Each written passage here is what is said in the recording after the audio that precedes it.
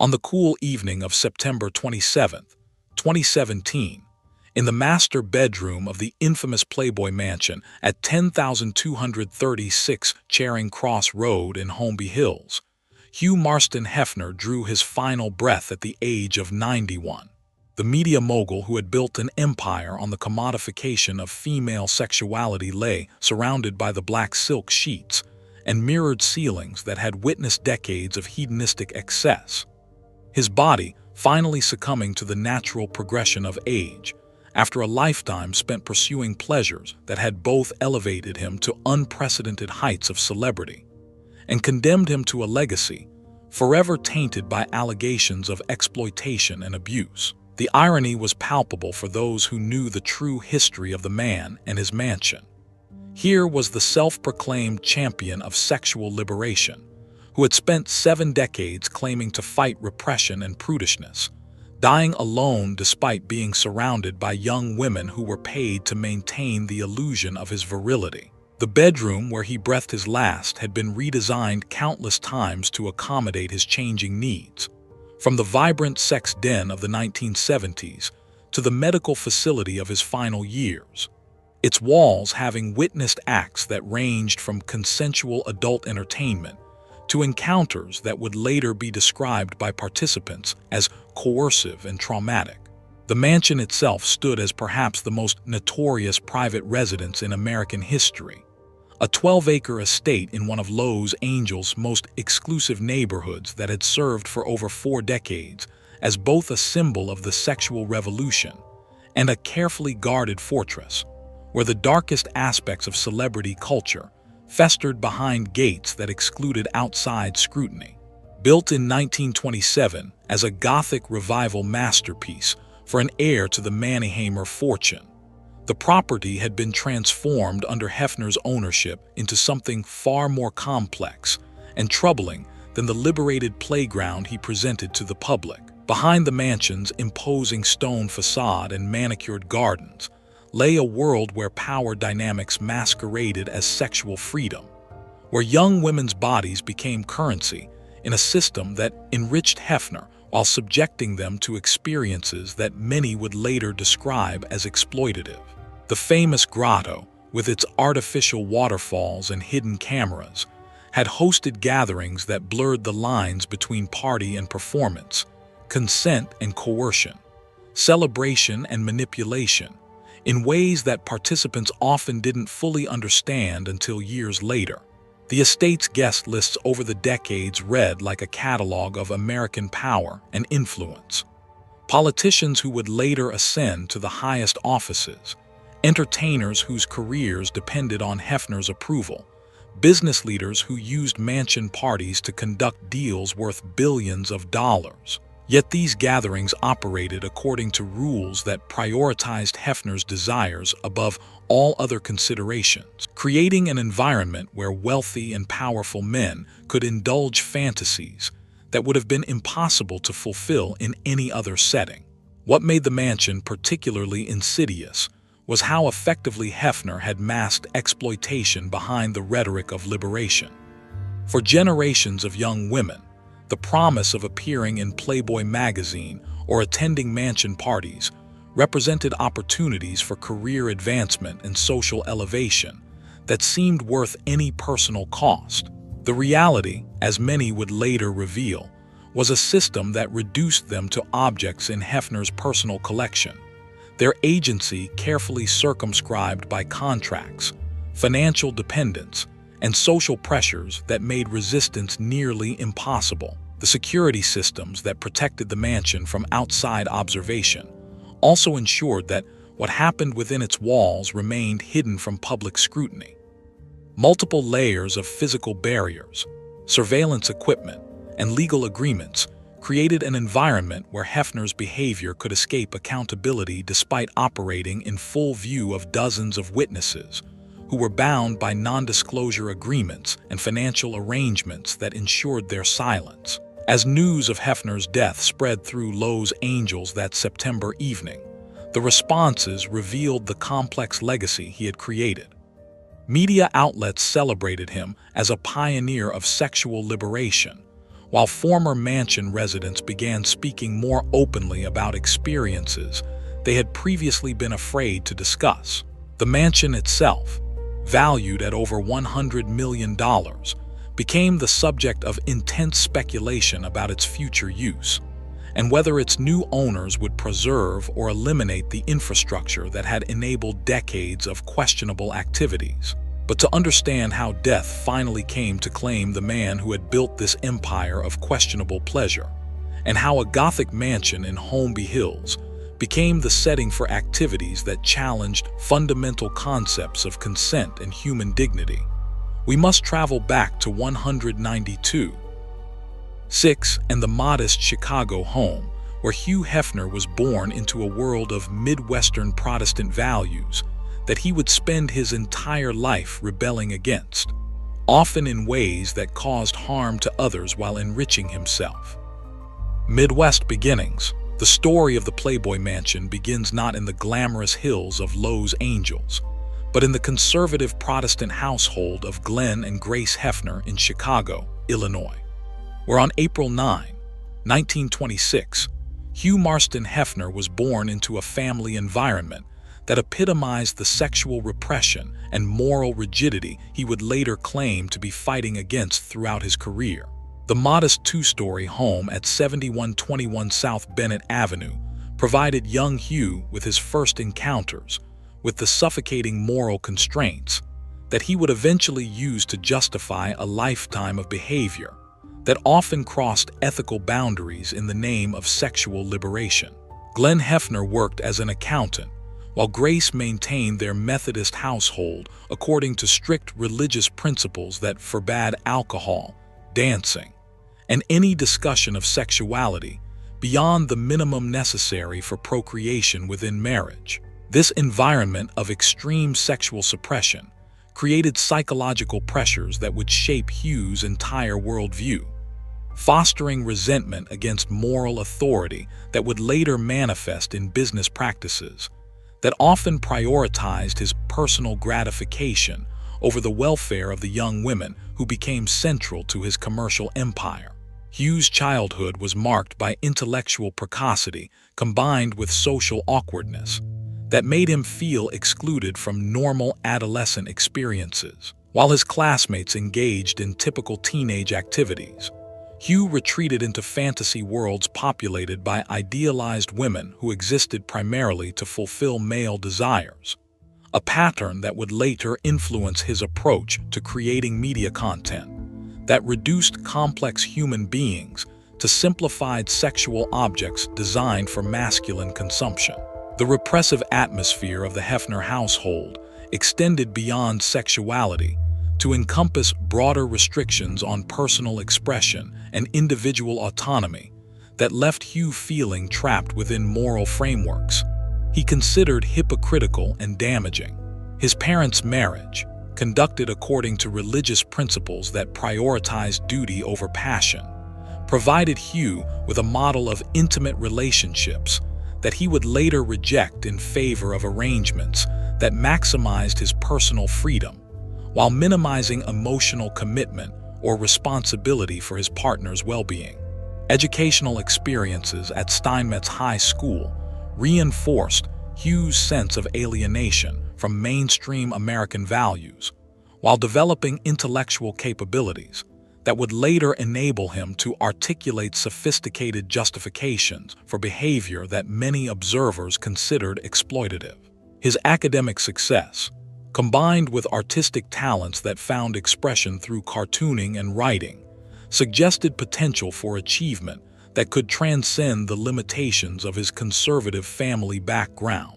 World War II interrupted Hugh's conventional educational trajectory when he enlisted in the Army, serving as a clerk while developing social and organizational skills that would prove crucial for his later business success. Military service provided exposure to different cultural values and social arrangements that expanded his understanding of alternatives to the restrictive moral framework within which he had been raised,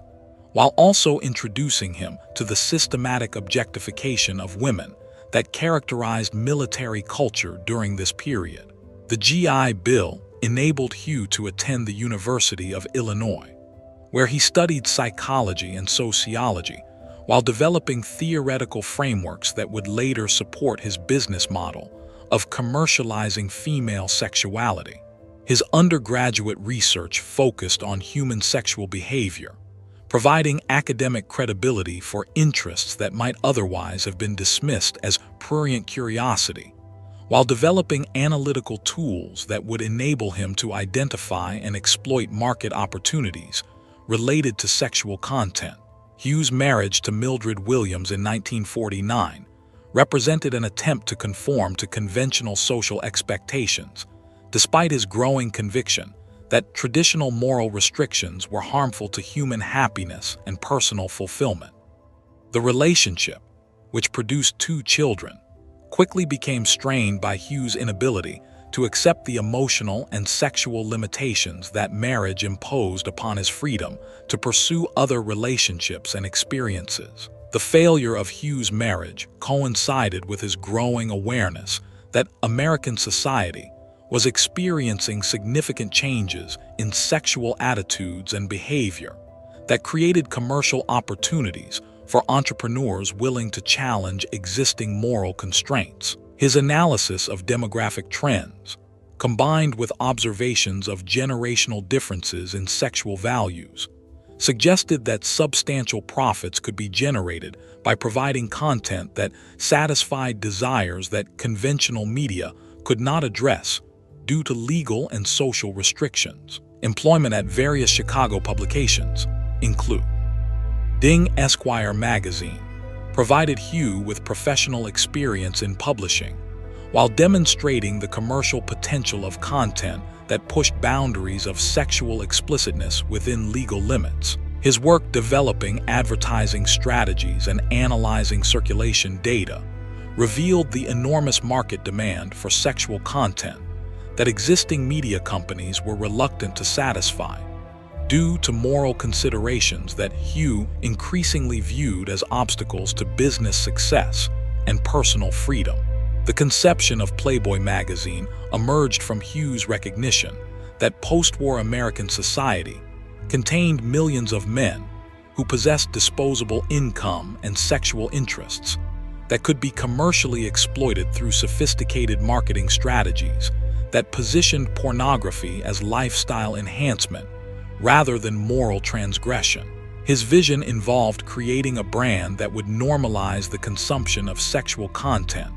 while associating it with broader cultural values, including intellectual sophistication, material success, and social liberation. The psychological foundations of Hugh's later behavior patterns were established during these formative years through experiences of rejection, repression, social exclusion, that created deep-seated needs for control, admiration, and sexual validation that would influence his treatment of the women who became central to his business operations. His conviction that traditional moral restrictions were harmful rather than beneficial provided intellectual justification for pursuing personal gratification, without regard for potential negative consequences for others involved in his commercial enterprises. The development of Hugh's personal philosophy during his 20s combined legitimate critiques of sexual repression with self-serving rationalization for behavior that prioritized his desires over ethical considerations regarding consent, exploitation, and human dignity. His ability to articulate sophisticated theoretical frameworks that made exploitation appear progressive would become crucial for maintaining public support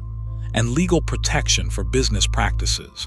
that operated in moral gray areas that conventional entrepreneurs would have avoided. Financial pressures during the early 1950s motivated Hugh to transform his theoretical interests in sexual liberation into practical business strategies that could generate income while satisfying his personal desires for sexual variety and social recognition. The combination of economic necessity, psychological drives, and cultural opportunity created conditions that would soon lead to the creation of a media empire that would influence American sexual culture for decades, while generating enormous wealth through methods that often prioritized profit over the well-being of the young women who made that success possible. As 1953 approached with Hugh struggling financially, while developing plans for a magazine that would revolutionize American attitudes towards sexuality, few could have predicted that his rebellion against Midwestern Protestant values would eventually create an empire that some critics would argue represented a different but equally damaging form of sexual exploitation disguised as liberation. Magazine empire. The transformation of Hugh Hefner from a struggling Chicago freelance writer into the publisher of America's most influential adult magazine began in the autumn of 1953, when he leveraged $8,000 in borrowed capital to produce the first issue of Playboy, featuring nude photographs of Marilyn Monroe that he had purchased from a calendar company for $500, unknowingly launching a media empire that would generate billions in revenue, while fundamentally altering American attitudes towards sexuality, women,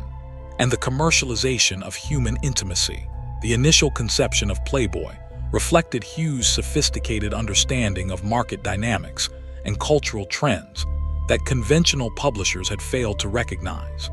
As post-war American prosperity had created a substantial demographic of educated, affluent young men who possessed both disposable income and sexual interests that existing media could not address due to legal and moral restrictions that Hugh viewed as obsolete obstacles to personal freedom and business opportunity. Playboy's revolutionary approach involved presenting nude photography within editorial contexts that emphasized intellectual sophistication, cultural refinement,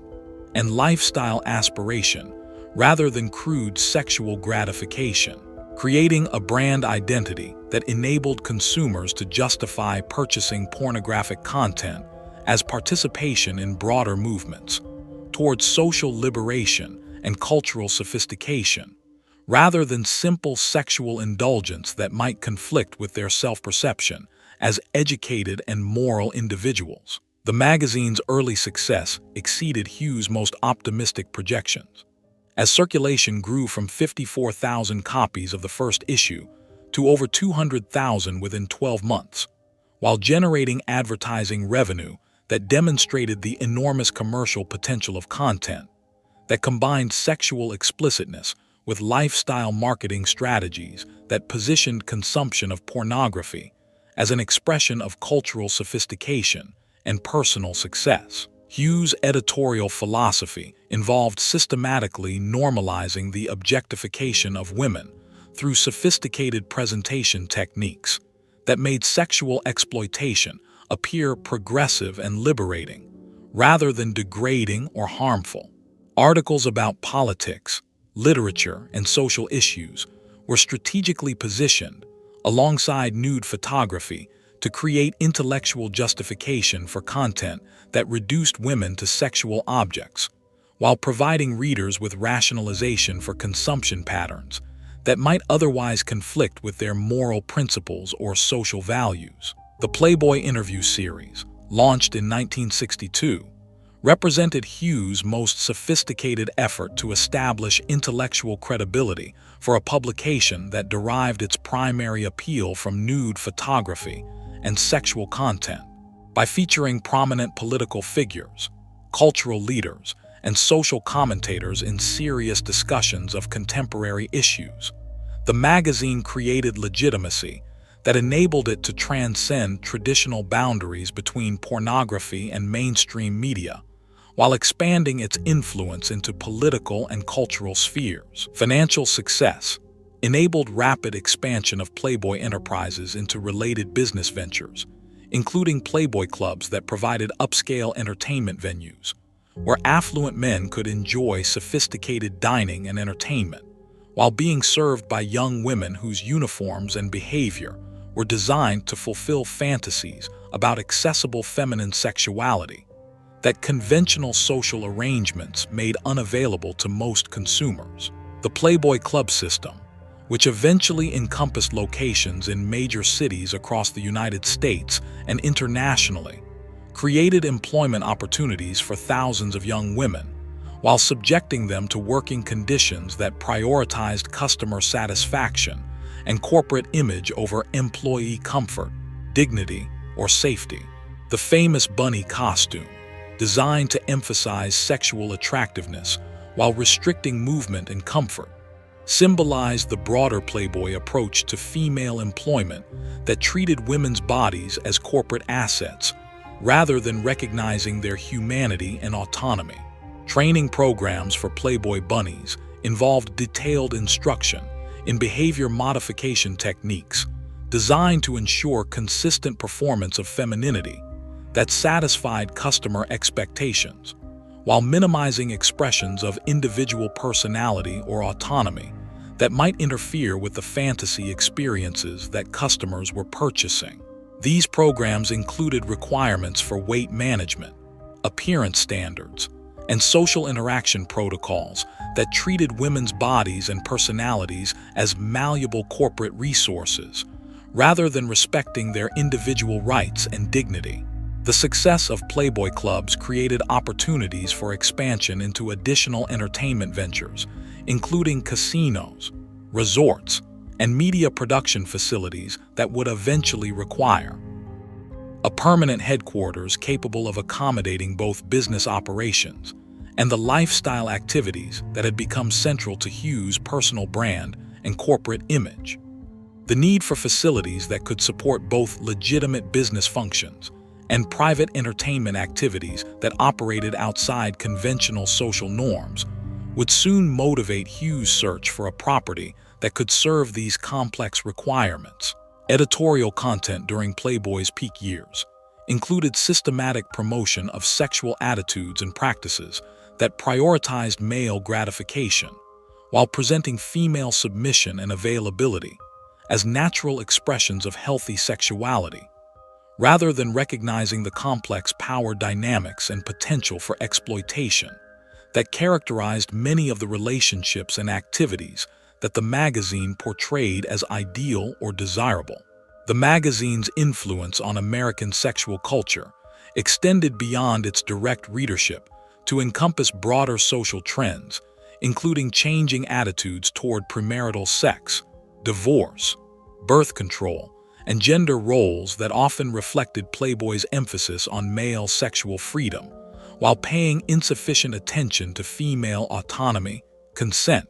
and protection from exploitation or harm. International expansion of Playboy operations created global markets for content and services that exported American attitudes about sexuality and gender relationships to cultures with different traditions and values, often introducing concepts that prioritized individual gratification over community welfare or traditional family structures, in ways that generated both cultural liberation and social disruption, depending upon local circumstances and implementation approaches. Legal challenges to Playboy's operations included obscenity prosecutions, zoning disputes, and employment discrimination cases that required Hugh to develop sophisticated legal and public relations strategies for protecting business interests, while maintaining public image as a progressive advocate for sexual liberation, rather than a commercial exploiter of women's bodies for masculine entertainment and gratification. The psychological impact of extraordinary success and cultural influence created changes in Hugh's personality and behavior patterns that amplified existing tendencies toward narcissism and sexual entitlement, while providing resources and opportunities that enabled him to pursue personal gratification with minimal regard for potential consequences for the women who became involved in his private life and business operations. Marketing strategies for Playboy products included systematic cultivation of celebrity endorsements and cultural associations that positioned consumption of pornography as participation in sophisticated adult culture, rather than recognition of the exploitation and objectification that many critics argued were central to the magazine's appeal and business model. By 1971, as Playboy Enterprises had grown into a multimedia corporation, generating over $100 million in annual revenue, while Hugh had become one of America's most recognizable celebrities. The success of his business empire had created both the financial resources and the personal motivations that would soon lead him to acquire a property that could accommodate the private lifestyle activities that had become increasingly important to his personal satisfaction and corporate image. The stage was now set for Hugh to purchase the ultimate symbol of his triumph over the sexual repression he had experienced during his Midwestern childhood. A Gothic mansion in Los Angeles that would enable him to create a private world where his sexual fantasies could be realized without restriction, while providing facilities for business operations that would continue to generate enormous wealth through the commercialization of female sexuality and masculine desire. Mansion acquired. In May 1971, Hugh Hefner made the decision that would define the rest of his life and establish the most notorious private residence in American history when he purchased the Gothic Revival Mansion at 10,236 Charing Cross Road in Holmby Hills for $1.1 million, transforming a distinguished family estate into a hedonistic playground that would blur the boundaries between business headquarters, private residence, and adult entertainment venue in ways that would generate both enormous wealth and lasting controversy. The mansion had been constructed in 1927 for Arthur Letts Jr., heir to the Broadway department store fortune, according to designs by architect Arthur R. Kelly that reflected the Gothic Revival style popular among wealthy Americans seeking to establish European-inspired cultural legitimacy through architectural grandeur. The original estate encompassed 12 acres of meticulously landscaped grounds featuring formal gardens, tennis courts, and recreational facilities that provided privacy and exclusivity appropriate for one of Los Angeles' most affluent families. Hugh's acquisition of the property occurred during the peak of Playboy's commercial success and cultural influence, when magazine circulation exceeded 6 million copies monthly, while subsidiary businesses including Playboy clubs, television programming, and merchandising operations were generating revenues that exceeded $200 million annually. The mansion purchase represented both a sound business investment and the fulfillment of personal fantasies about creating an environment where Hugh could pursue sexual gratification without the social constraints that limited most individuals' intimate behavior. The architectural transformation that Hugh commissioned following the purchase involved extensive renovations that converted the mansion from a traditional family residence into a sophisticated entertainment facility designed to accommodate both legitimate business functions and private activities that required absolute discretion and security. The project consumed over 2 years and additional millions of dollars while creating infrastructure that had no precedent in residential architecture. The most famous addition to the property was the construction of an artificial grotto featuring waterfalls, underwater lighting, and hidden alcoves that created romantic ambience while providing discreet locations for intimate encounters between Hugh and his guests. The grotto's design incorporated surveillance equipment that could document activities for Hugh's personal collection, while ensuring that participants' behavior could be monitored and potentially used for blackmail or coercion if circumstances required such leverage. Hidden throughout the mansion were sophisticated audio and video recording systems that captured conversations and activities in rooms designated for sensitive business negotiations and private entertainment, creating comprehensive documentation of events that could protect Hugh's interests while potentially compromising guests who might later attempt to challenge his version of events or threaten his business operation through legal action or public exposure. The mansion's master bedroom suite was redesigned to accommodate Hugh's specific sexual preferences and physical requirements, featuring rotating beds, mirrored ceilings, specialized lighting systems, and entertainment equipment that could enhance intimate experiences while ensuring that Hugh's desires were prioritized over his partner's comfort, dignity, or emotional well-being. These modifications reflected Hugh's approach to relationships that treated women's bodies as instruments for his personal satisfaction, rather than recognizing their humanity and autonomy. Security systems throughout the property included multiple layers of physical barriers, electronic surveillance, and armed personnel that prevented unauthorized access while ensuring that activities within the mansion remained hidden from public scrutiny, legal oversight, or media attention. These protective measures enabled Hugh to pursue sexual activities that might have violated laws regarding consent, drug use, or exploitation of vulnerable individuals, while maintaining plausible deniability about any improper behavior. The mansion's entertainment facilities included multiple bars, dining areas, projection rooms, and recreational spaces designed to facilitate parties and gatherings that would attract celebrities, politicians, and business leaders, whose presence would enhance Hugh's social status, while creating opportunities for negotiations and relationship building that advanced his commercial interests and personal influence within entertainment industry circles. Guest accommodations were designed to encourage extended visits from young women who could provide sexual services and social companionship in exchange for financial support, career opportunities, and access to celebrity culture that most individuals could never obtain through conventional means.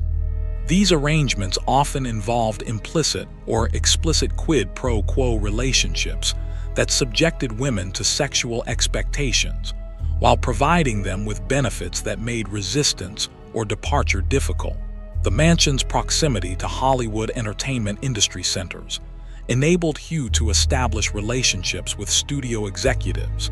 talent agents, and production companies that could provide career opportunities for women willing to participate in mansion activities, while ensuring that Hugh's influence extended into mainstream entertainment rather than being limited to adult publications and related businesses. Staff quarters and service areas throughout the property housed employees, whose responsibilities included maintaining Hugh's personal comfort, facilitating party arrangements, and ensuring the discretion and security that protected both legitimate business operations and private activities that required concealment from public observation or legal scrutiny. These employees often witnessed behavior that violated professional standards or legal requirements, while being bound by employment contracts and non-disclosure agreements that prevented them from reporting improper conduct. The transformation of the mansion's grounds included installation of recreational facilities such as tennis courts, swimming pools, and gardens that provided wholesome activities for public relations purposes, while concealing the more controversial aspects of mansion life that occurred within private spaces that remained hidden from casual visitors or media representatives invited for promotional events. Business offices within the mansion enabled Hugh to conduct Playboy Enterprises operations from his residence, while maintaining close integration between his commercial activities and personal lifestyle that often made it difficult to distinguish between legitimate corporate functions and private entertainment that utilized company resources for Hugh's personal gratification rather than genuine business purposes. The mansion's wine cellar and entertainment facilities included sophisticated climate control systems and luxury appointments that demonstrated Hugh's wealth and sophisticated taste, while providing venues for intimate gatherings where business deals could be negotiated and personal relationships could be developed without the formality or oversight that characterized conventional corporate environments. By 1975, the completion of the mansion's transformation had created a unique facility that functioned simultaneously as a legitimate business headquarters, a celebrity entertainment venue, and a private sexual playground where Hugh could pursue his desires without the moral constraints or legal oversight that governed most individuals' intimate behavior, while generating enormous wealth through commercial enterprises that often exploited the same women who provided personal services within the mansion's private spaces. The stage was now set for Hugh to begin hosting the parties and gatherings that would make the Playboy Mansion legendary, while creating an environment where power dynamics masqueraded as sexual liberation, and where young women's bodies became currency in a system that enriched Hugh while subjecting them to experiences that many would later describe as exploitative and damaging to their psychological and emotional well-being. Swinging 60s. Although the mansion was acquired in 1971, Hugh Hefner's transformation of the property occurred during the cultural aftermath of the sexual revolution of the 1960s, when changing social attitudes towards sexuality, women's liberation, and personal freedom created an environment where Hugh's vision of institutionalized hedonism could be presented as progressive social experimentation, rather than exploitation of vulnerable young women for the gratification of wealthy and powerful men. The early years of mansion operation, from 1971 through 1975, established patterns of behavior and social dynamics that would characterize the property for decades, while creating the foundation for Hugh's evolution from magazine publisher into cultural icon, whose lifestyle became as famous as his business achievements. The mansion's parties during this period attracted celebrities, politicians, and cultural leaders who sought association with Hugh's brand of sexual sophistication, while often participating in activities that challenged conventional standards of professional conduct and personal morality. Regular attendees at mansion events included prominent figures from entertainment, politics, and business, whose presence provided social legitimacy for gatherings that often involved activities that would have scandalized the public if their true nature had been revealed through media coverage or legal investigation. These individuals understood that mansion parties operated according to different rules than conventional social gatherings, where sexual behavior and drug use that would be unacceptable in other contexts were normalized through peer pressure, and the implicit understanding that discretion was essential for maintaining access to Hugh's social circle. The young women who became central to mansion culture during this period were typically recruited through modeling agencies, talent scouts, and entertainment industry connections that presented mansion involvement as opportunities for career advancement and social elevation, rather than clearly explaining the sexual expectations and power dynamics that would determine their experiences within Hugh's carefully controlled environment. Hugh's personal transformation during the early mansion years involved the development of increasingly elaborate rituals and behavioral patterns that demonstrated his power over the women in his orbit, while satisfying psychological needs for control, admiration, and sexual validation that had been frustrated during his repressed Midwestern childhood. These behaviors included requirements for specific clothing, appearance standards, and social protocols that treated women as living dolls rather than autonomous individuals with their own desires and boundaries. The mansion's party schedule during this period followed predictable patterns that included weekly gatherings for Hugh's inner circle and special events that attracted broader celebrity participation, creating a social calendar that provided regular opportunities for sexual encounters, while maintaining the appearance of sophisticated adult entertainment, rather than organized exploitation of vulnerable young women who often lacked the experience or resources to protect themselves from manipulation and coercion. Drug use at mansion parties became increasingly common during this period, with marijuana, cocaine, and pharmaceutical substances readily available to guests who might be reluctant to participate in sexual activities while sober. The combination of alcohol, drugs, and peer pressure created environments where consent became ambiguous, while Hugh and his guests could rationalize behavior that would be clearly inappropriate under normal circumstances. Media coverage of mansion activities during the early 1970s generally presented Hugh's lifestyle in positive terms that emphasized his role as a pioneer of sexual liberation, while minimizing or ignoring aspects of mansion culture that involved exploitation, manipulation, and potential criminal activity. This favorable coverage reflected both Hugh's sophisticated public relations efforts and the media's reluctance to investigate activities involving powerful and influential individuals who could retaliate against critical reporting. Business operations conducted from the mansion during this period included negotiations for television programming, international licensing agreements, and expansion of Playboy Club operations that generated enormous revenues while providing legitimate justification for the entertainment expenses and lifestyle activities that were central to Hugh's personal satisfaction and public image as a successful entrepreneur and cultural innovator. The development of Hugh's personal philosophy during the early mansion years involved increasingly elaborate justifications for behavior that prioritized his sexual desires over ethical considerations regarding consent, exploitation, and human dignity. His ability to articulate sophisticated theoretical frameworks made his lifestyle appear progressive and liberating, rather than selfish and exploitative,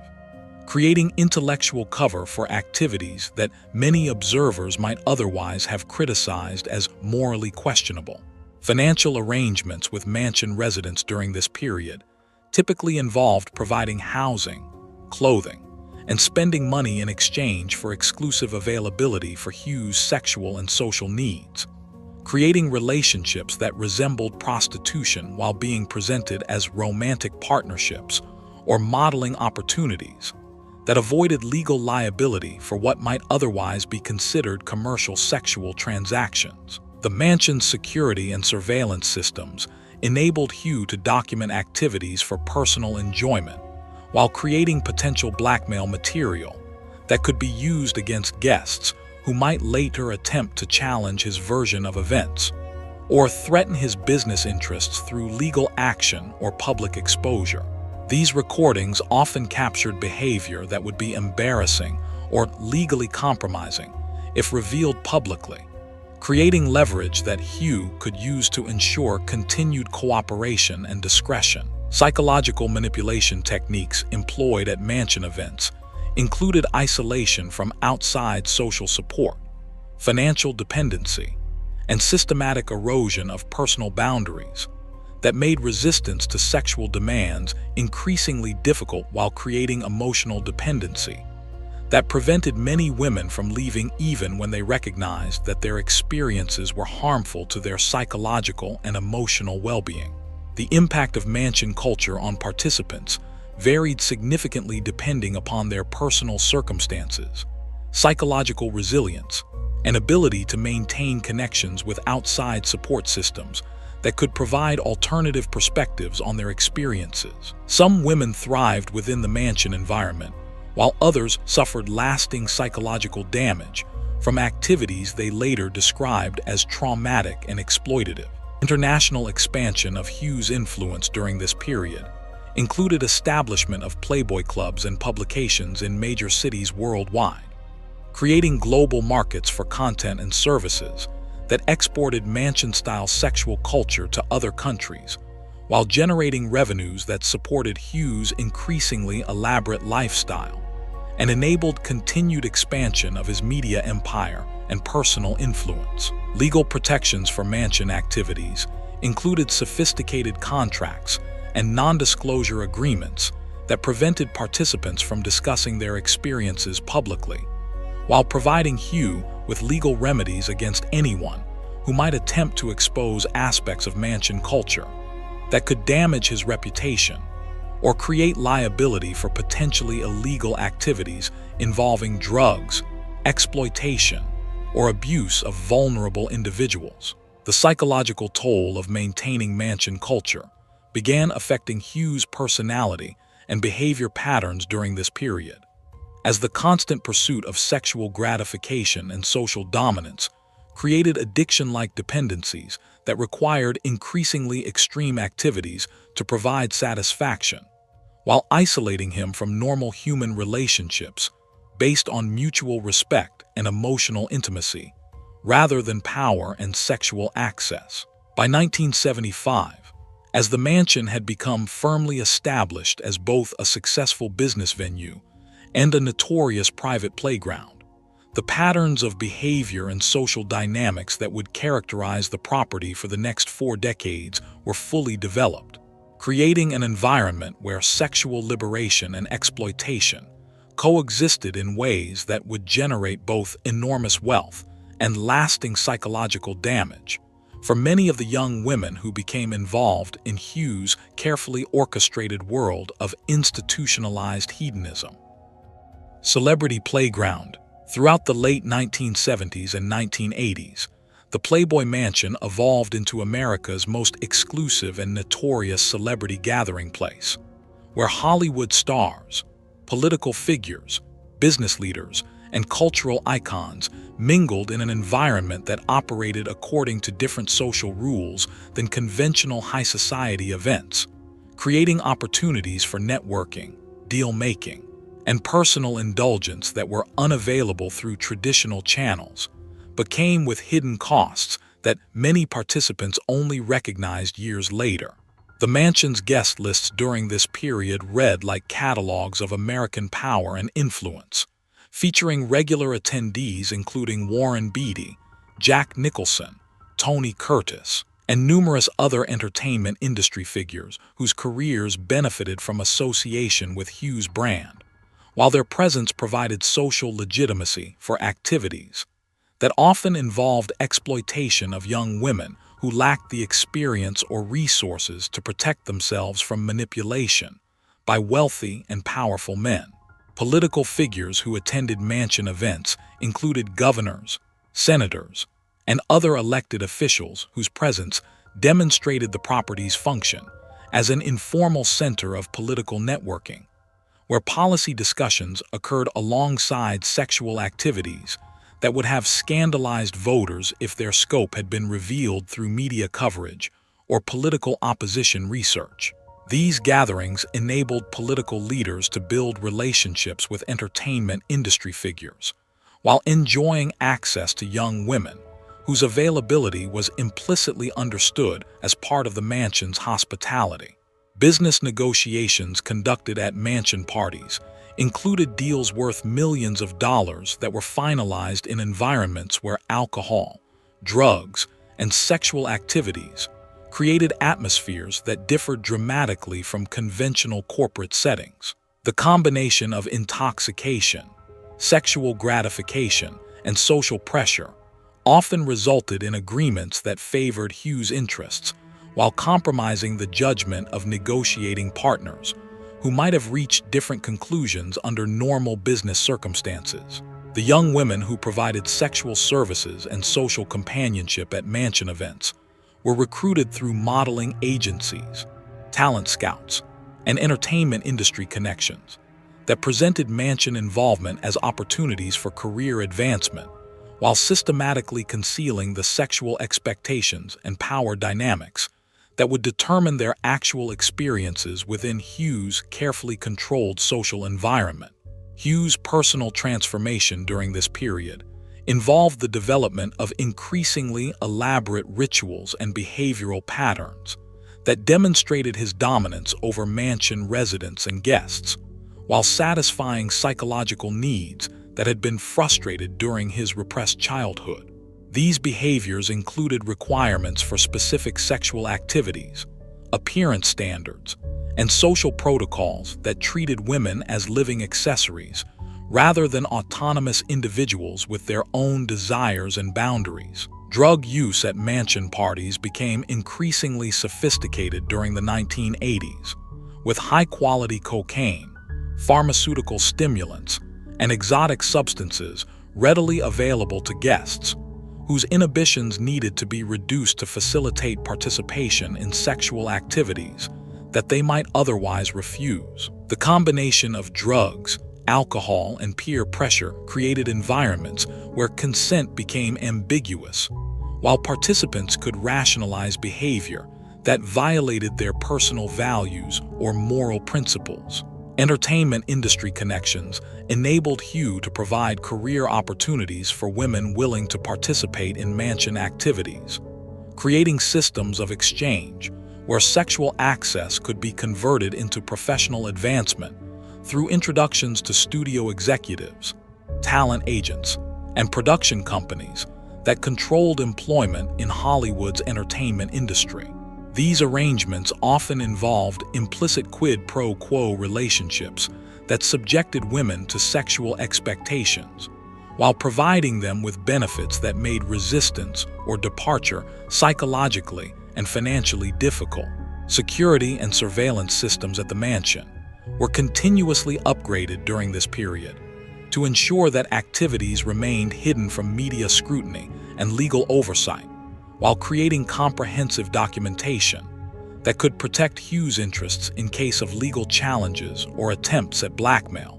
by former participants who might threaten to expose improper behavior through public revelations or criminal charges. The mansion's reputation as a celebrity playground masked the darker aspects of its operation, including systematic exploitation of vulnerable young women, drug-facilitated sexual encounters that might constitute rape under legal definitions, and financial arrangements that resembled prostitution while avoiding criminal liability through sophisticated legal structures that presented commercial sexual transactions as legitimate business relationships or romantic partnerships. International celebrity visits to the mansion included European royalty, entertainment figures, and business leaders who sought association with Hugh's lifestyle, while often participating in activities that violated their public images and professional responsibilities. These visits created international networks of influential individuals who shared interests in sexual activities that operated outside conventional moral and legal constraints. Media coverage of mansion activities during this period generally maintained favorable portrayals that emphasized celebrity glamour and sophisticated adult entertainment, while avoiding investigation of exploitation, drug use, and potential criminal activities that characterized many private gatherings. This protection reflected both Hugh's sophisticated public relations efforts and media outlets' reluctance to alienate powerful advertisers and influential sources who could retaliate against critical coverage. Financial benefits for mansion participants included expensive gifts, luxury travel, and financial support that created dependency relationships, while providing material incentives for continued participation in activities that many women later described as psychologically damaging and exploitative.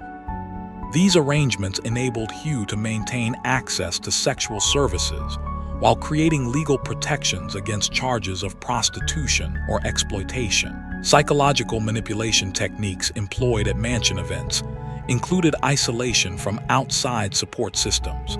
systematic erosion of personal boundaries, and creation of artificial social hierarchies that rewarded compliance while punishing resistance or independence. These methods created emotional dependency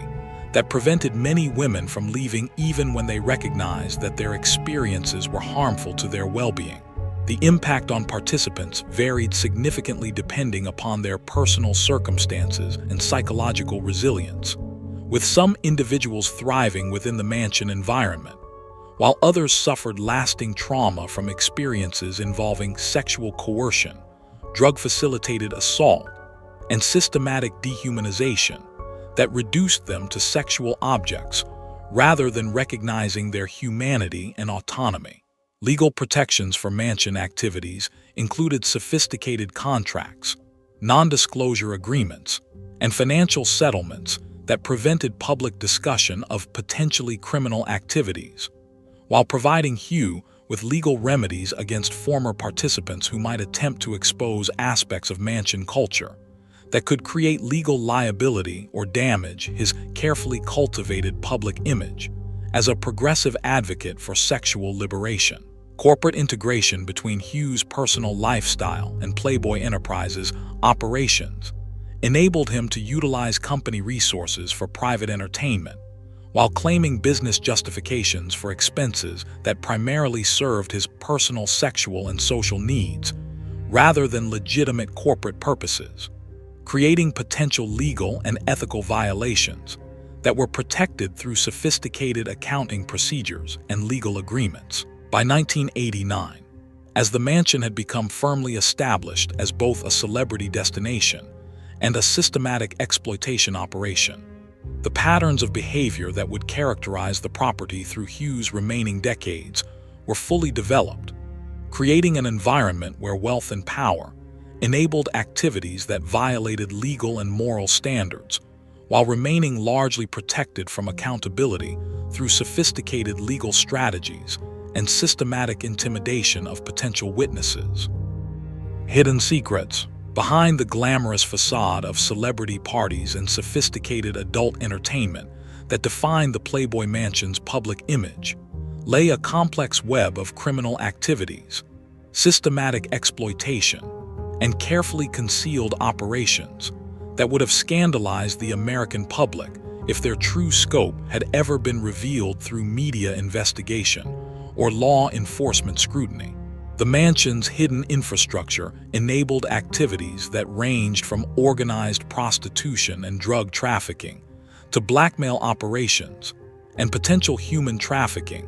that enriched Hugh Hefner while destroying the lives of countless young women who became trapped within his carefully orchestrated system of sexual exploitation. The surveillance systems that monitored every room within the mansion created comprehensive documentation of activities involving celebrities, politicians, and business leaders,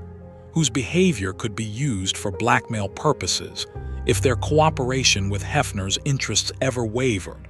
or if they threatened to expose the criminal activities that sustained the property's operations. Hidden cameras captured sexual encounters, drug use, and private conversations that revealed information about business deals, political strategies, and personal secrets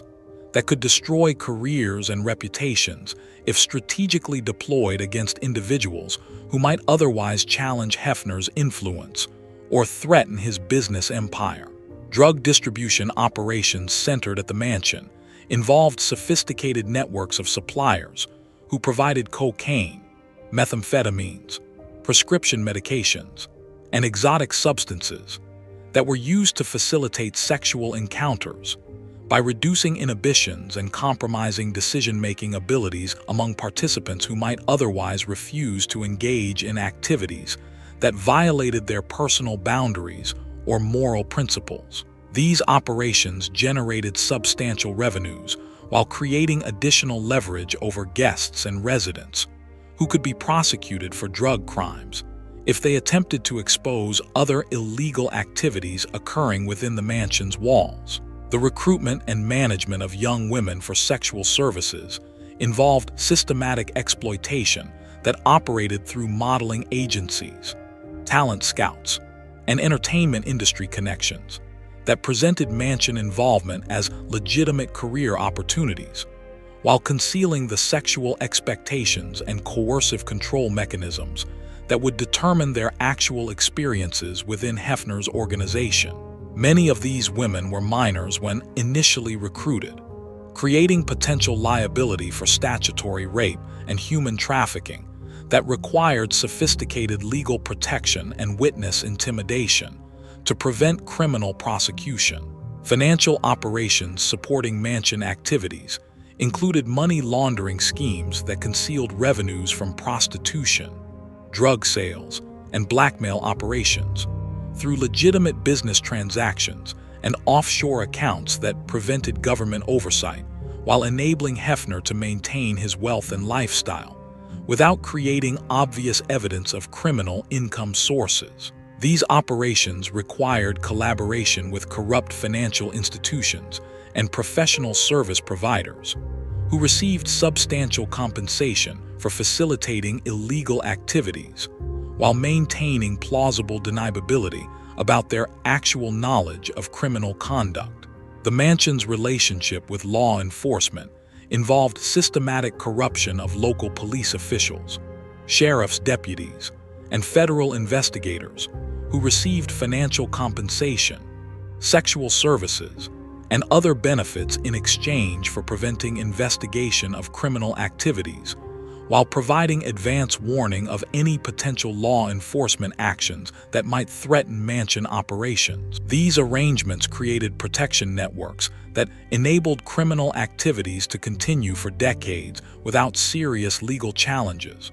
while ensuring that potential witnesses understood the consequences of cooperation with hostile investigations. International operations extending from the mansion included human trafficking networks that transported young women from other countries for sexual exploitation, while presenting these activities as legitimate employment opportunities or cultural exchange programs that concealed the actual conditions of sexual servitude and physical control that characterized their experiences within Hefner's organization. These operations violated numerous federal laws while creating additional sources of vulnerable women who lacked legal status or family support that might enable them to seek help or escape from exploitative situations. Business relationships between mansion operations and legitimate entertainment industry companies involved systematic exploitation of aspiring actresses and models whose career advancement depended upon their willingness to provide sexual services to Hefner and his associates, while accepting degrading treatment that would be considered sexual harassment in conventional workplace environments. These arrangements created additional legal liability while demonstrating the extent to which mansion culture influenced broader entertainment industry practices regarding the treatment of women. The psychological control mechanisms employed within mansion operations involved sophisticated manipulation techniques that isolated women from outside support systems, while creating emotional dependency through alternating patterns of reward and punishment that made resistance increasingly difficult while preventing recognition of their exploitation and abuse. These methods created psychological trauma that often persisted long after women escaped from mansion control, while making them unreliable witnesses against criminal activities they had experienced or observed. Medical services provided within mansion operations often involved unlicensed practitioners who performed procedures including abortions, cosmetic surgeries, and treatment of sexually transmitted diseases, while maintaining confidentiality that prevented outside oversight of potentially dangerous medical practices that prioritized secrecy over patient safety and welfare. These arrangements created additional criminal liability while ensuring that evidence of sexual exploitation and abuse remained hidden from health authorities, who might otherwise investigate suspicious injury patterns or disease transmission. Political influence operations conducted from the mansion involved systematic bribery of elected officials through sexual services, financial benefits, and business opportunities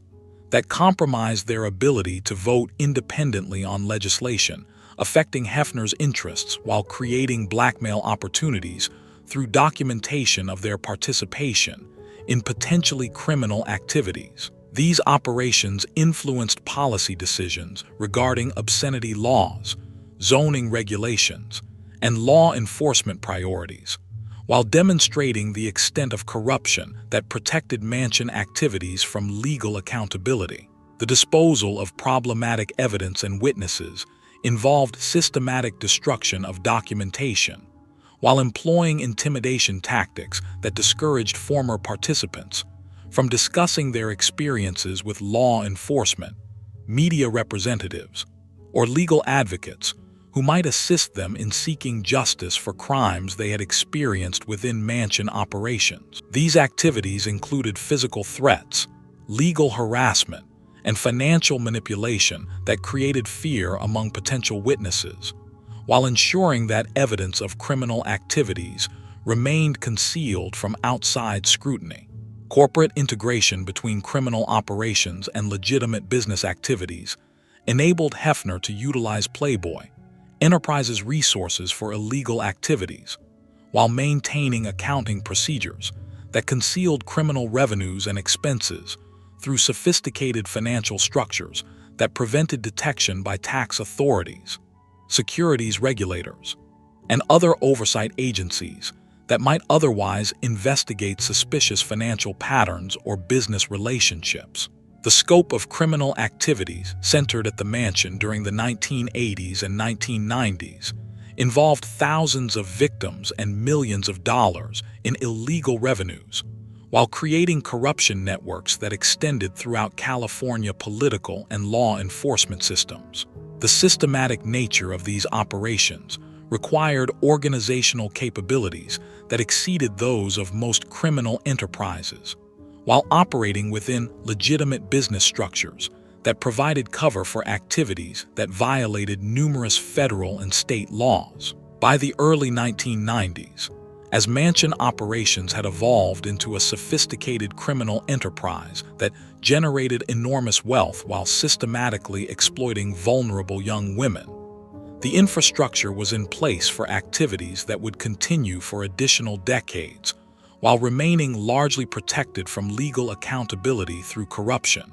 intimidation, and the careful cultivation of public image that presented systematic sexual exploitation as progressive adult entertainment, rather than recognizing the criminal activities that sustained Hefner's wealth and lifestyle. Scandals surface, the carefully constructed facade of sophisticated adult entertainment that had protected the Playboy Mansion's criminal operations from public scrutiny began to crack during the late 1990s and early 2000s, as former residents and employees started speaking publicly about their experiences within Hugh Hefner's organization, revealing patterns of systematic sexual exploitation, drug-facilitated assault, and psychological manipulation that contradicted the image of consensual adult entertainment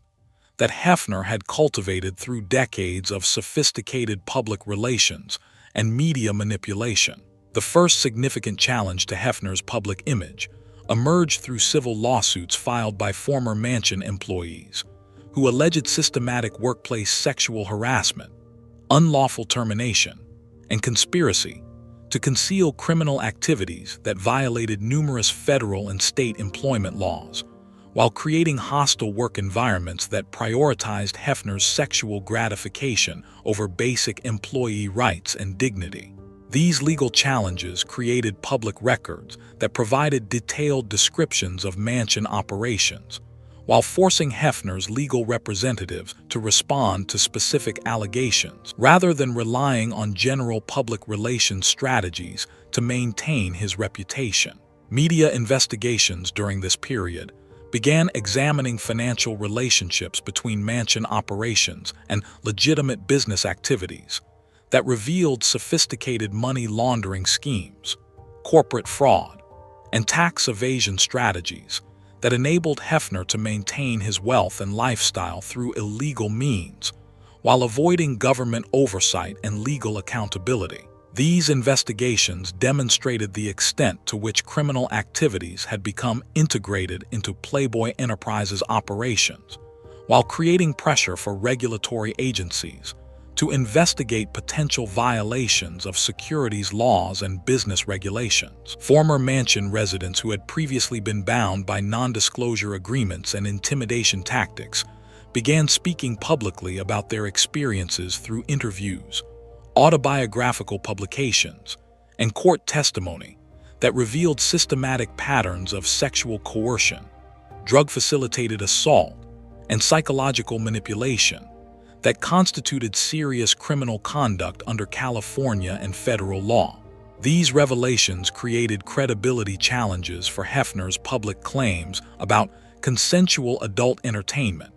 while providing evidence that could support criminal prosecutions if law enforcement agencies were willing to pursue investigations despite potential political and financial pressures. The emergence of internet communications and social media platforms during the early 2000s enabled former Mansion participants to connect with each other and share experiences that revealed consistent patterns of exploitation and abuse, while providing mutual support that reduced the isolation and intimidation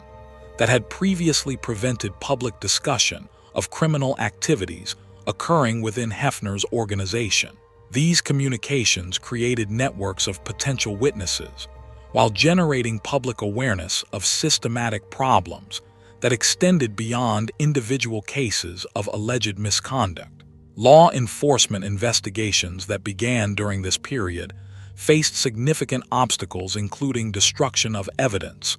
witness intimidation, and political pressure from influential individuals who had participated in Mansion activities,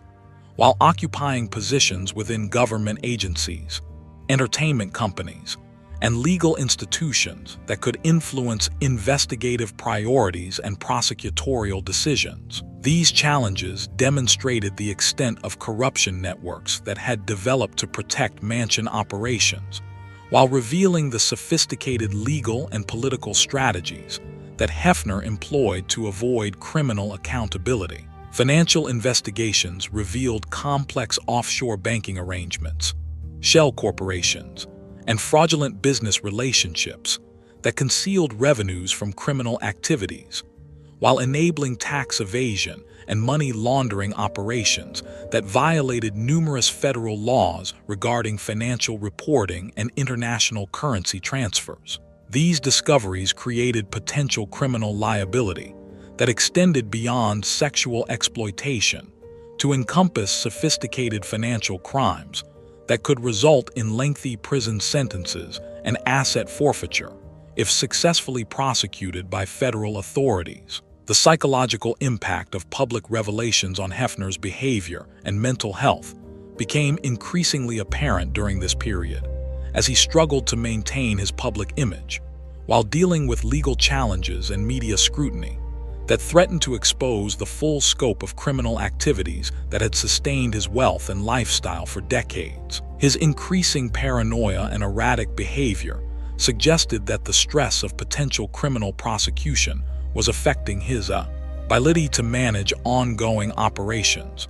while creating additional legal risks through poor decision-making and public statements that contradicted his legal defenses. International investigations by law enforcement agencies in countries where Hefner had conducted business revealed evidence of human trafficking, money laundering,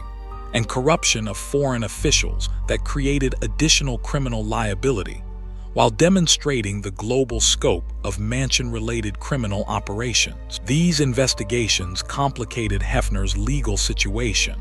while providing additional sources of evidence that could support domestic prosecutions for crimes that had been partially conducted through international networks. Political pressure from women's rights organizations and criminal justice reform advocates created public demands for thorough investigation and prosecution of Mansion-related crimes, while challenging the political influence networks that had previously protected Hefner from serious legal consequences. These advocacy efforts increased media attention, while creating electoral pressure on prosecutors and elected officials who might otherwise have preferred to avoid controversial cases involving wealthy and influential defendants. The development of sophisticated legal strategies by victims' rights attorneys created new opportunities for civil litigation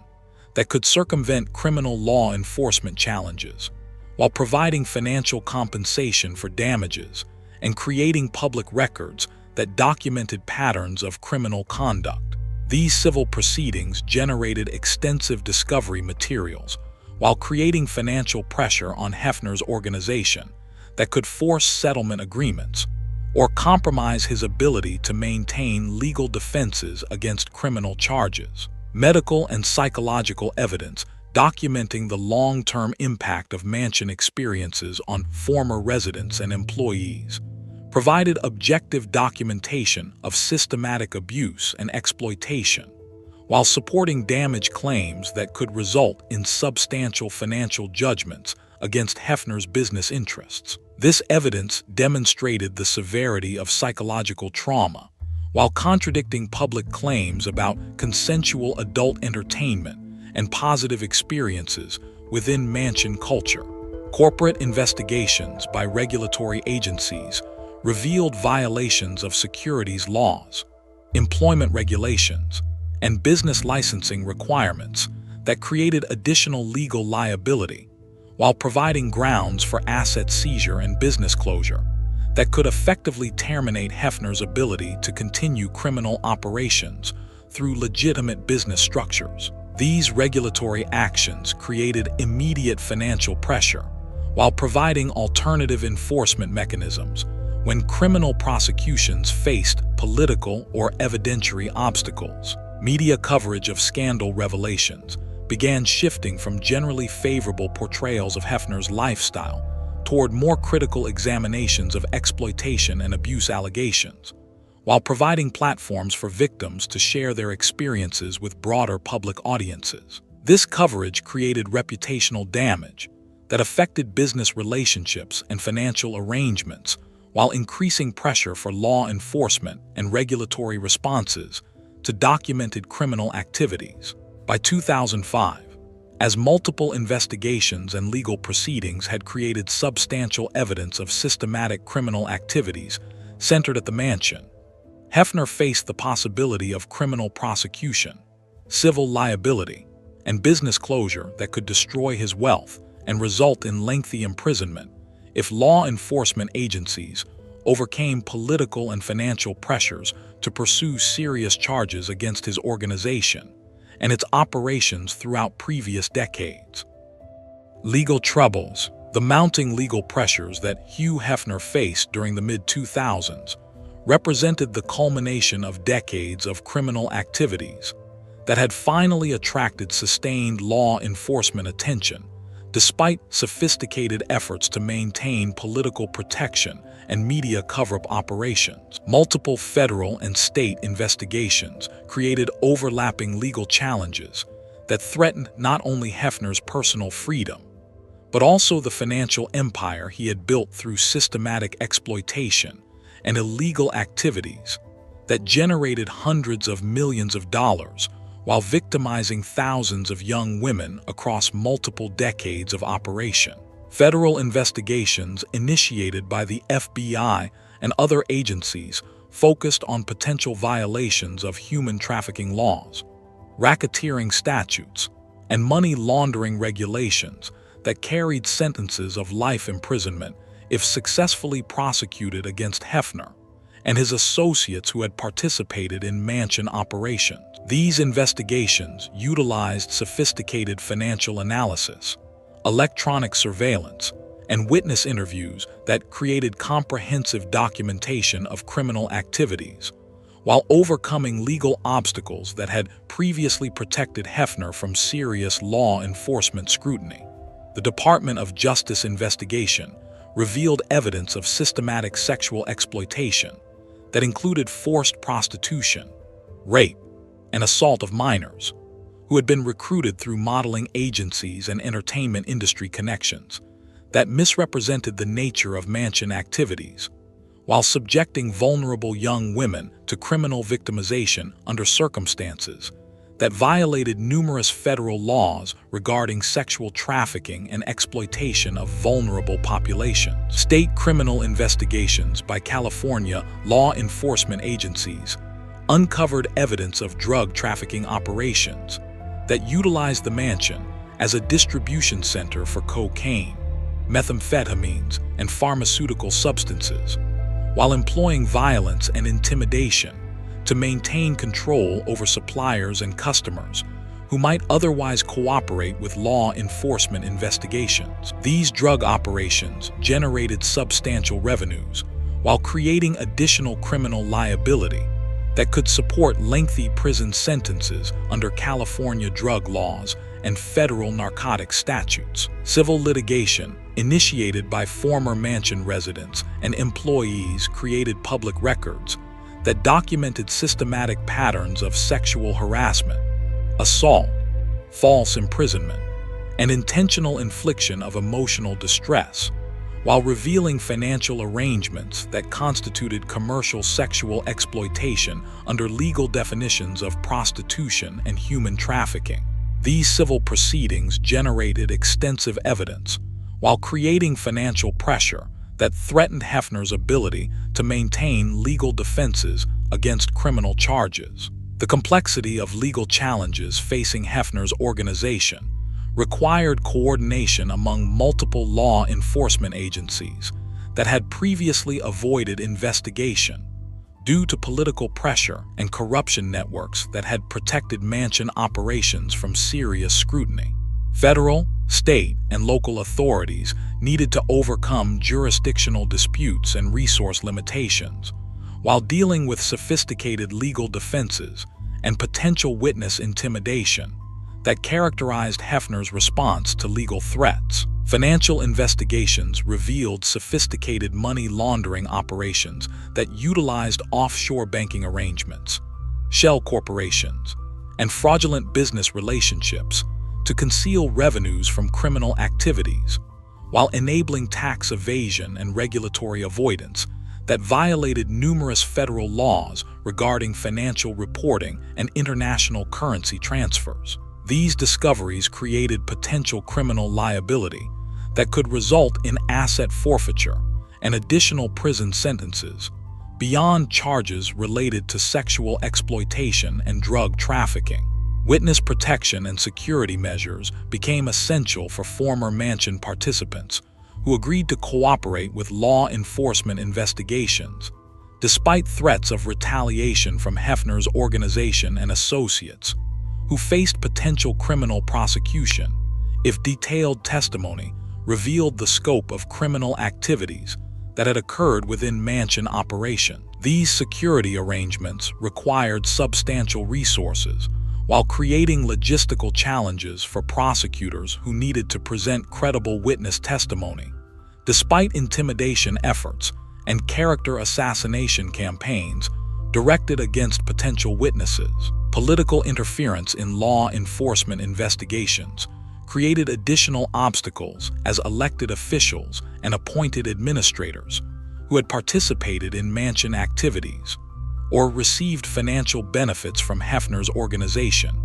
attempted to limit investigative resources and prosecutorial authority while protecting their own potential criminal liability for participation in or facilitation of mansion-related crimes. These political pressures required federal oversight and potential prosecution of corrupt officials who had compromised law enforcement integrity. Media manipulation efforts by Hefner's public relations organization attempted to discredit accusers while presenting criminal investigations as politically motivated attacks on free speech and adult entertainment, rather than legitimate law enforcement responses to documented criminal activities. These efforts included character assassination campaigns against witnesses, while promoting conspiracy theories that deflected attention from specific criminal charges and evidence supporting prosecution efforts. International law enforcement cooperation became necessary for investigating human trafficking networks and money laundering operations that extended beyond United States jurisdiction, while requiring coordination with foreign agencies that might have different legal standards and enforcement priorities regarding sexual exploitation and financial crimes. These international aspects created additional legal complexity,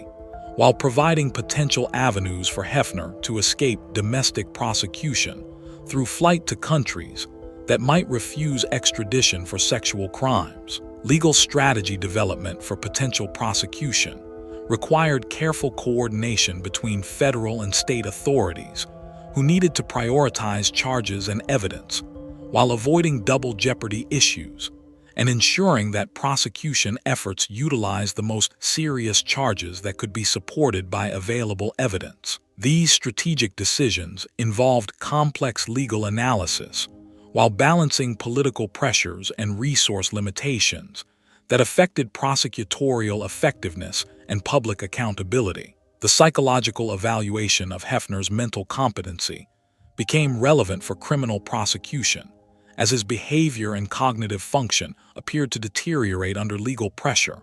while his advanced age raised questions about his ability to understand charges and participate effectively in his legal defense. These competency issues created potential obstacles for prosecution, while generating additional medical and legal complexity that affected trial scheduling and jury selection. Asset seizure and forfeiture proceedings targeting Hefner's wealth and property created immediate financial pressure, while providing potential compensation for victims and demonstrating law enforcement commitment to meaningful consequences for documented criminal activities. These proceedings required sophisticated financial analysis, while overcoming legal challenges regarding the relationship between criminal conduct and asset acquisition over multiple decades of business operations. Plea negotiation discussions between prosecution authorities and Hefner's legal representatives involved complex calculations regarding potential sentences,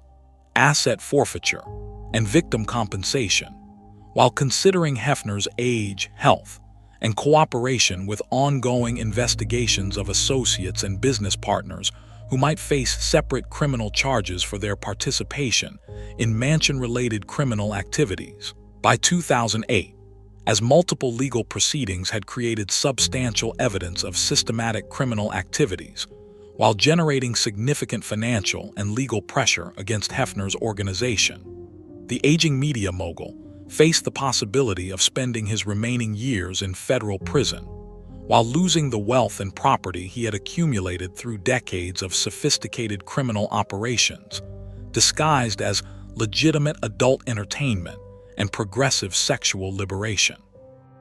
Aging King. As Hugh Hefner entered his 80s during the late 2000s and early 2010s, the combination of mounting legal pressures, declining health, and changing cultural attitudes towards sexual exploitation created a perfect storm that threatened to destroy the empire. He had spent 6 decades building through methods that increasingly appeared criminal rather than liberating. The man who had once commanded absolute authority over the mansion and its inhabitants found himself trapped within walls that had become both a sanctuary and a prison. Surrounded by young women whose motivations for remaining had shifted from admiration to financial calculation, as his legendary virility gave way to medical dependency and psychological fragility. The physical deterioration that accompanied Hefner's advanced age created challenges for maintaining the mansion lifestyle that had defined his identity and public image for over 4 decades. The elaborate sexual rituals and party hosting responsibilities that had once energized him now required pharmaceutical assistance, professional medical support, and increasingly compliant female companions who understood that their financial security depended upon maintaining illusions about his continued sexual prowess and social relevance, despite obvious evidence of his declining capabilities. Legal settlements and plea agreements that Hefner's attorneys negotiated during this period involved substantial financial payments to former mansion residents and employees, while including non-disclosure provisions that prevented public discussion of the specific criminal activities that had been documented through law enforcement investigations. These agreements enabled Hefner to avoid criminal prosecution, while creating ongoing financial obligations that diminished his wealth and required continued operation of business activities that he no longer possessed the energy or mental acuity to manage effectively. The psychological impact of facing mortality, while surrounded by evidence of decades of criminal activities, created mental health challenges that manifested in increasing paranoia, depression, and cognitive decline that affected Hefner's ability to make rational decisions about business operations and personal relationships. His recognition that death would eventually end his ability to control the women and wealth that had sustained his ego-created anxiety about legacy and judgment that no amount of pharmaceutical medication could alleviate. Business operations at the mansion during this period required increasing delegation to family members and professional managers, who often lacked Hefner's sophisticated understanding of the criminal activities that had generated wealth, while creating legal liabilities that continued to threaten the organization's survival. These operational changes created opportunities for embezzlement, mismanagement, and unauthorized activities that increased legal risks while reducing the efficiency and profitability of ongoing business ventures. The recruitment and retention of young women for mansion activities became increasingly difficult as social media and internet communications enabled potential participants to research Hefner's history and connect with former residents who could describe the realities of mansion life, rather than relying solely on promotional materials and recruitment presentations that misrepresented the sexual expectations and psychological pressures that characterized mansion culture. Medical care requirements for Hefner's declining health included specialized equipment, pharmaceutical regimens, and professional nursing services that transformed sections of the mansion into medical facilities, while creating additional privacy and security challenges for ongoing business operations and personal activities. The presence of medical personnel who were not bound by the same confidentiality agreements and financial incentives that controlled other mansion staff created potential security vulnerabilities regarding information about criminal activities and business operations. Financial pressures created by legal settlements, declining business revenues, and increasing operational costs forced consideration of asset sales and business restructuring that could affect Hefner's ability to maintain the mansion lifestyle while protecting his remaining wealth from potential future legal claims. These financial challenges created tensions with family members and business associates who possessed different priorities regarding legacy preservation versus immediate financial security. The changing cultural environment regarding sexual exploitation and abuse created additional challenges for maintaining positive public image as social movements, including Me Too, increased public awareness of systematic sexual abuse, while reducing tolerance for activities that had previously been dismissed as harmless adult entertainment. These cultural shifts created reputational risks that affected business relationships and marketing opportunities, while increasing political pressure for renewed law enforcement investigation of historical criminal activities. Political relationships that had previously provided protection for mansion operations became liabilities as elected officials sought to distance themselves from association with Hefner's organization, while avoiding potential scandal from past participation in or support for activities that were increasingly recognized as criminal exploitation rather than progressive sexual liberation. These political changes reduced Hefner's influence over law enforcement and regulatory decisions, while increasing vulnerability to investigation and prosecution. Security operations at the mansion required adaptation to address increasing threats from former participants seeking compensation or revenge, while protecting aging and vulnerable residents from potential exploitation or harm. These security challenges created additional operational costs, while limiting the social activities and business functions that had previously generated revenue and maintained political relationships essential for continued legal protection. The psychological manipulation and control mechanisms that had previously enabled systematic exploitation of vulnerable young women became less effective as cultural awareness of abuse tactics increased,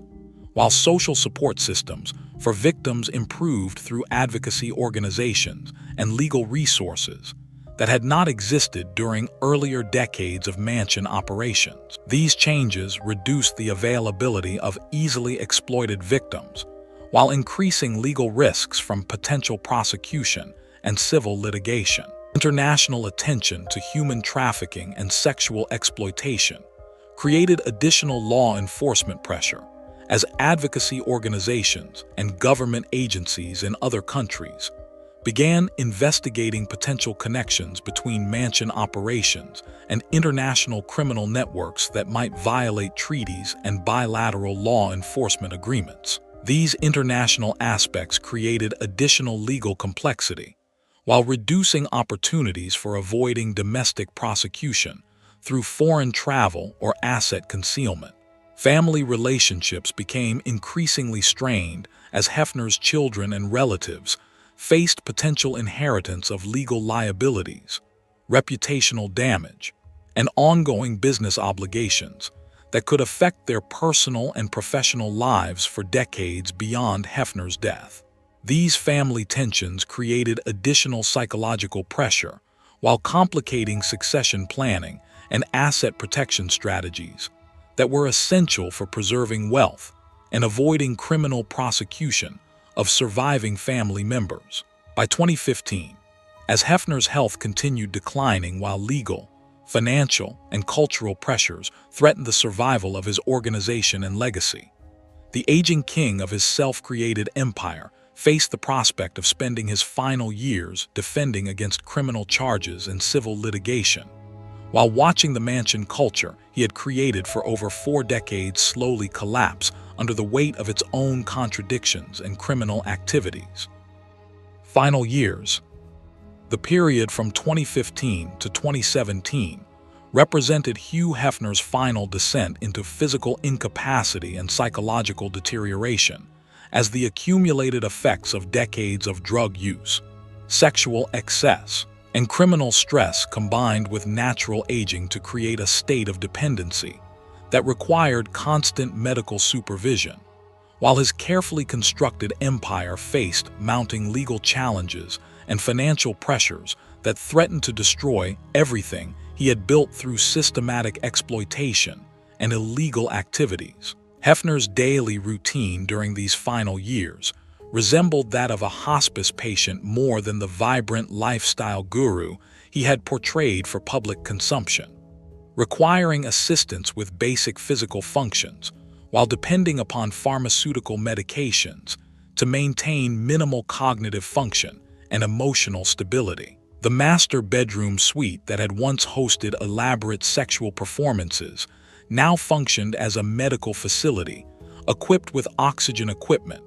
monitoring devices, and emergency resuscitation capabilities that reflected the severity of his physical decline. The young women who remained at the mansion during this period were essentially full-time caregivers whose responsibilities included monitoring Hefner's medical condition,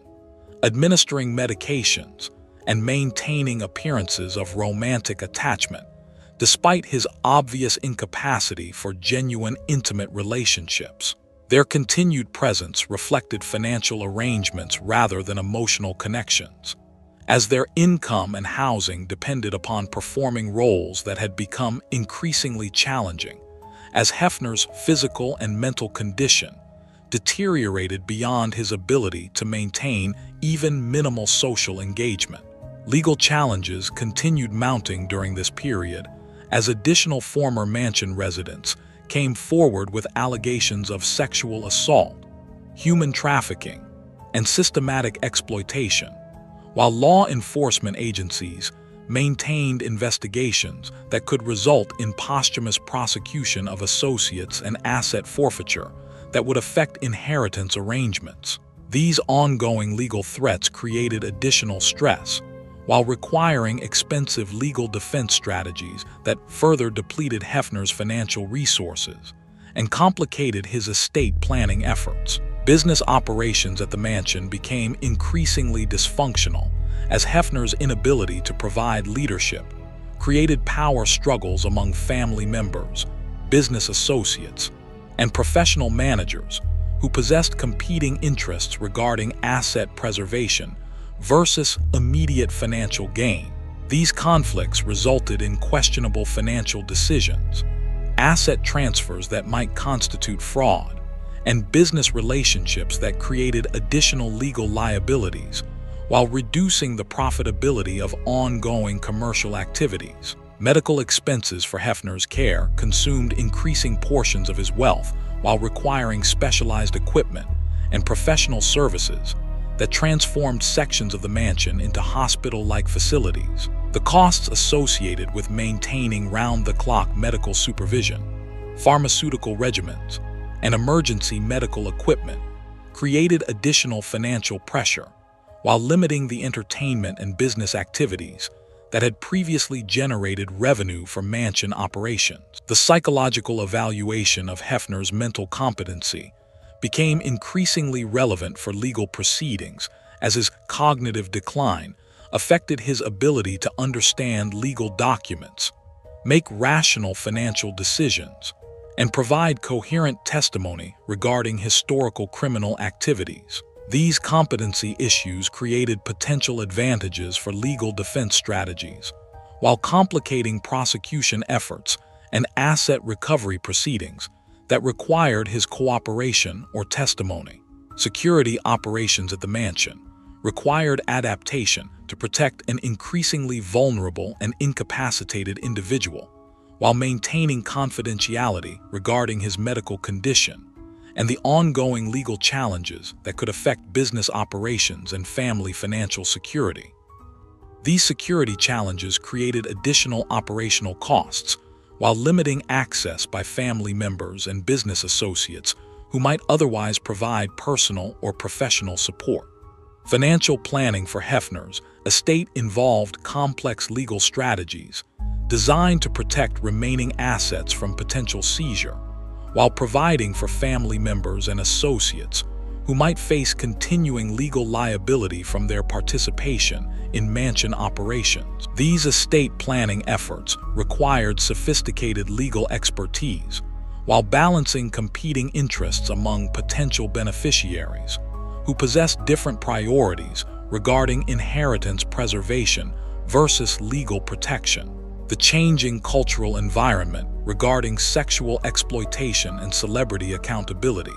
created additional challenges for maintaining Hefner's public image while managing potential reputational damage that could affect business relationships and family members' professional opportunities. These cultural shifts increased pressure for law enforcement agencies and regulatory authorities to pursue accountability measures despite potential political and financial obstacles. Political pressure from advocacy organizations and elected officials created demands for thorough investigation and prosecution of mansion-related crimes, while challenging the influence networks that had previously protected Hefner from serious legal consequences. These political developments increased the likelihood of posthumous prosecution efforts, while creating electoral incentives for prosecutors and officials to demonstrate commitment to justice for sexual exploitation victims. International law enforcement cooperation continued developing evidence of human trafficking and money laundering operations that could support prosecutions extending beyond Hefner's death,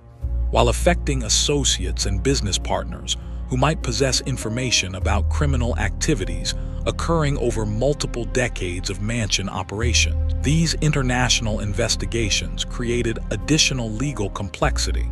while providing potential leverage for negotiating cooperation agreements with surviving associates. Medical treatment decisions during Hefner's final months involved complex ethical and legal considerations regarding life support measures, pharmaceutical interventions, and medical procedures that could affect his ability to provide testimony or cooperation with ongoing legal proceedings. These medical decisions created additional stress for family members, while affecting legal strategies and potential prosecution timelines that could influence accountability efforts. The physical deterioration of mansion facilities reflected both declining financial resources and reduced maintenance attention,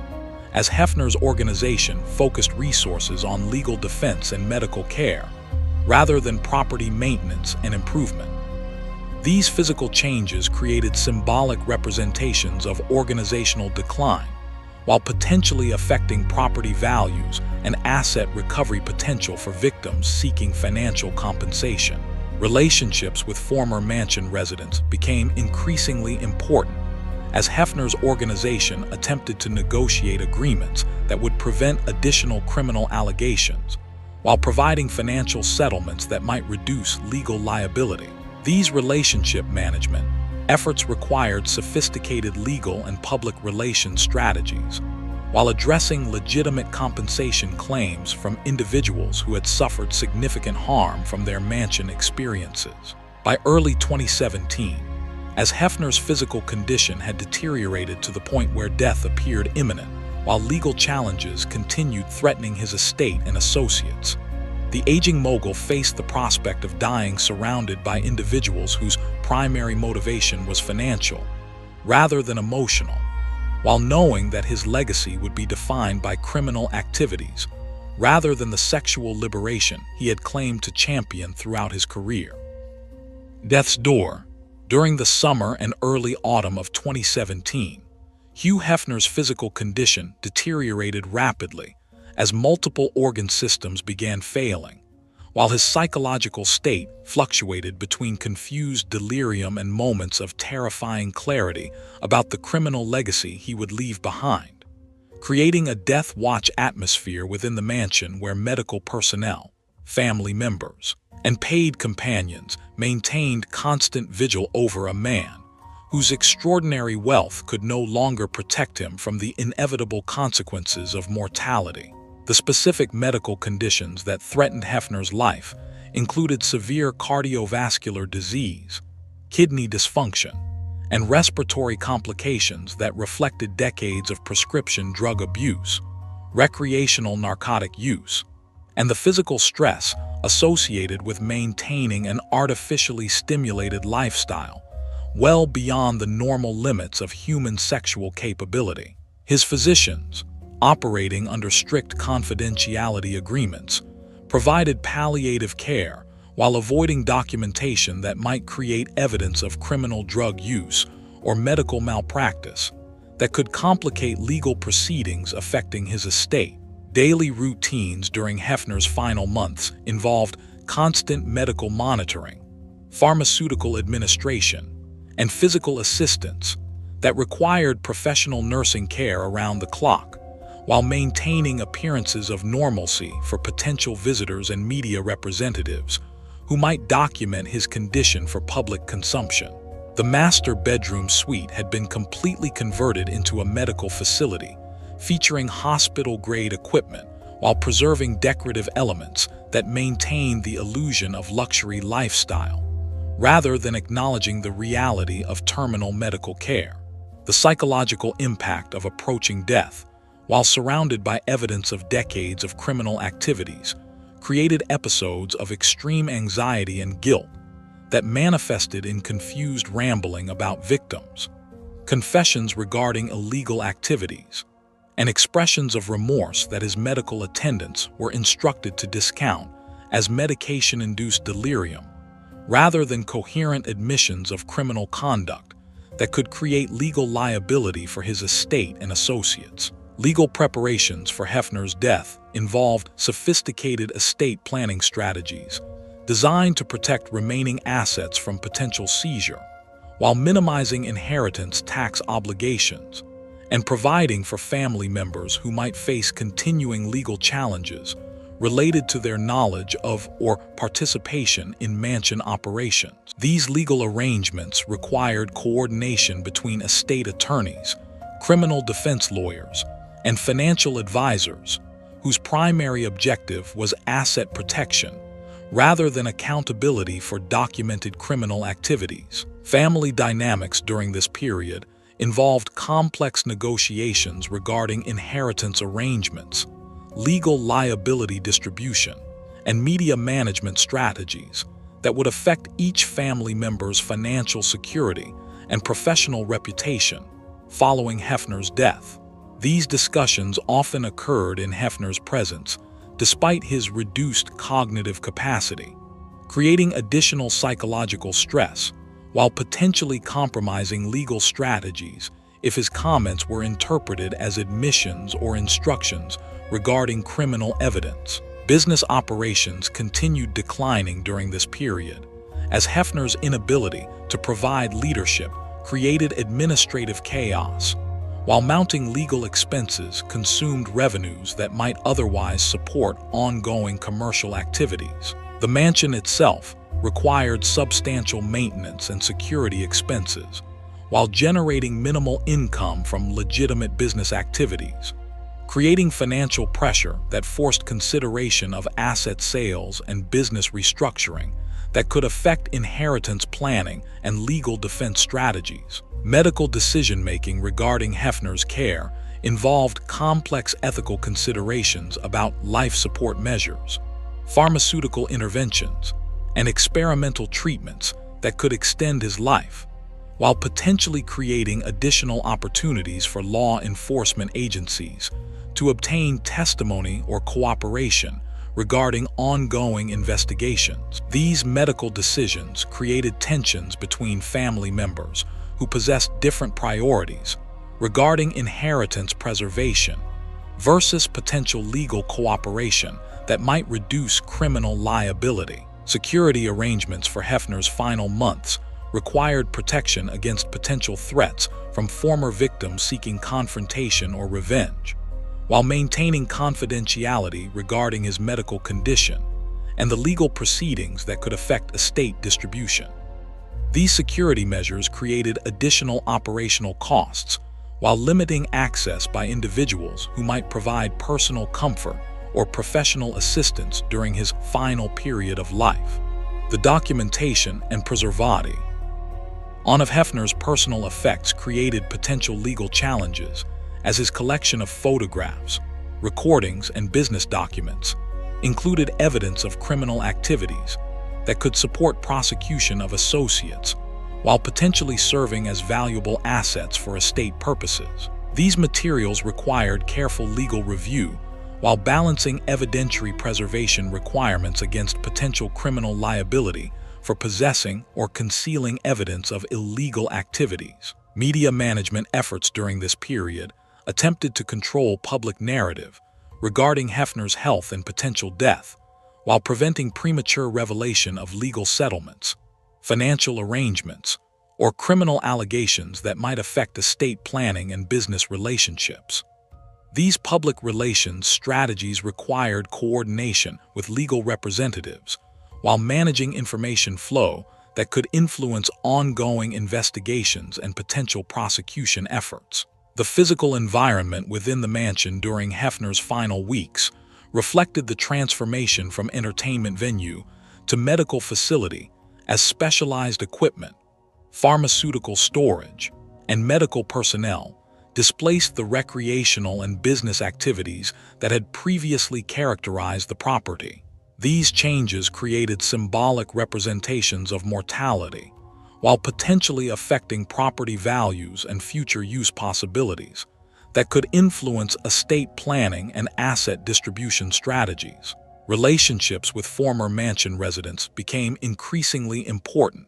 as Hefner's organization attempted to manage potential legal claims and media revelations that could affect inheritance planning, while providing appropriate recognition of the harm that many individuals had experienced during their involvement with mansion operations. These relationship management efforts required sophisticated legal strategies while addressing legitimate compensation claims and accountability demands. Religious and spiritual considerations regarding Hefner's approaching death created additional complexity, as family members possessed different beliefs about appropriate end-of-life care, funeral arrangements, and legacy management, while considering potential divine judgment for criminal activities that had characterized his career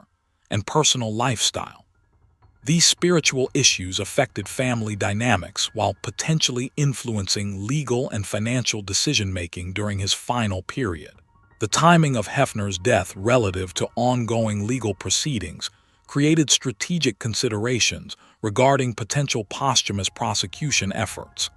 asset seizure proceedings, and civil litigation that could affect inheritance distribution, while potentially providing accountability for victims who had been seeking justice for decades of systematic exploitation and abuse within mansion operations. By September 2017, as Hefner's medical condition indicated that death was imminent while legal challenges continued threatening his estate and associates, the notorious media mogul prepared to leave behind a legacy defined by criminal exploitation rather than the sexual liberation he had claimed to champion. While his carefully constructed empire faced potential destruction, through legal accountability and cultural recognition of the systematic harm his activities had caused to thousands of vulnerable young women,